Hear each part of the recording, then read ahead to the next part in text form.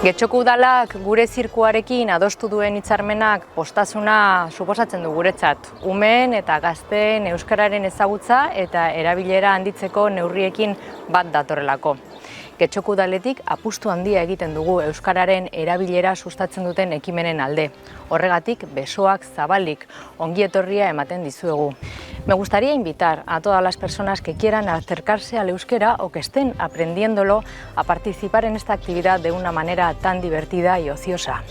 Getxon, inoiz ikusi ez den euskarazko zirku ikuskizuna izango da, eta espero dugu gure umeen eta hain umeen ez garenen magia, ilusioa eta lilura sortzea.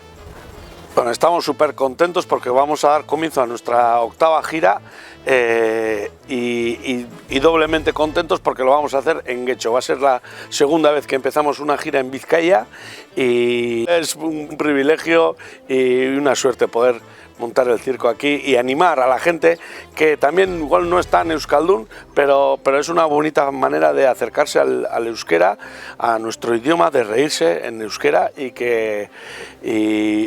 decir y recalcar que el circo es internacional y el circo es para todo el mundo, es para los peques, para los mayores, para los jóvenes, para las parejas, para todos los colores.